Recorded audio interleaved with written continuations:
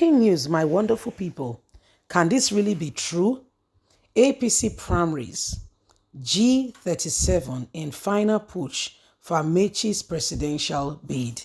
Apparently, Amechi is still thinking he will get the presidential ticket. I don't understand the miracle he wants to happen at this point in time. But hey, never say never. Something could still possibly happen. He was the running mate, isn't it? So maybe there is something being cooked up off his sleeve and those he's working with that we are totally not aware of that could pull off for him to become APC presidential flag bearer. As it stands, INEC still has the last few days to finalize on the names, okay, that will be running for the election. And if you have been listening very well, Amechi he has been so quiet after the primaries that saw Tinubu become the presidential candidate of the party. And so we are hearing rumor that Amechi may still be interested. Let's get the details so that you can truly fully get the picture of what is happening right here and now. APC primaries, G37, final push for Amechi's presidential bid. The G37, a political pressure group pushing for the Rotimi Amechi presidential bid, has called on delegates of the All Progressive Congress APC to ignore some presidential aspirant promoting ethnic campaign, urging Nigerians to support the former Minister of Transportation Rotimi Amechi, national coordinator of the group. Comrade Evan City said it is becoming clear every day that some people's interest is to drive the country into tribal lines and divide the country. In a statement issued yesterday, G37 said this set of persons have been embarking on meaningless political campaign against the party's intention to conduct free, fair, transparent primaries to conduct and produce a presidential candidate and for other respective positions in the country.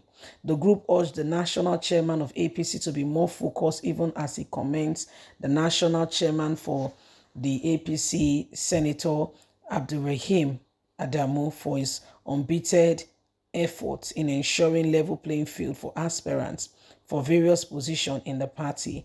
The group lauded Amechi for visiting the delegates in 36 states of the federation within the time framework and says they still wish and will want Amechi to be the flag bearer of the party. And we'll see to it to see if it could be possible for Amechi to replace Tinubu. Like seriously, where is that dream? Where is that wishful thinking coming from? However, some people have it off their sleeves. Some people are still thinking of it. Like seriously, yeah. You know, some people said Amechi, on the other hand, is still wishing that something will happen to whoever is the presidential candidate so that they can come on board. But this is like taking it too far because campaign is about to begin in earnest.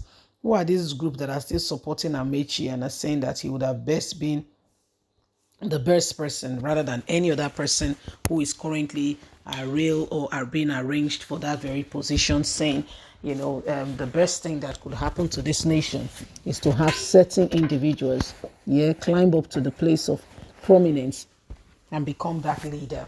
Yes, so it is what it is. To be quite candid, I don't understand where they are coming from with all of this. Okay, I don't understand it at all. But we'll see. I mean, talk is cheap. We'll see what they will come out with and why they still feel very strongly that Amechi stands a chance. Anyway, my wonderful people, what do you think? What do you think? Politicians at the end of the day will be politicians.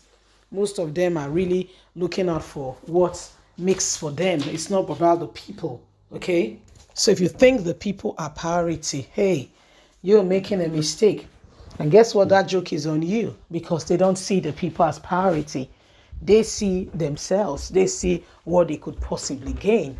They see, you know, for themselves. And honestly speaking, Nigerians are not even in that picture at all. So if we want change, every one of us have to begin to implement that change by voting in the right persons and ensuring that we are not, you know, put in a cocoon as they have previously done in time past. We're stronger, we are better, we are wiser. We're not going to allow politicians be the dictators of what happens to us going forward. Most of them, if not all, are basically sorting out themselves, their family, and not the nation. Look at the roads. Look at the roads. And currently now, have you seen the price of flights? If you're not well enough, how are you going to survive that?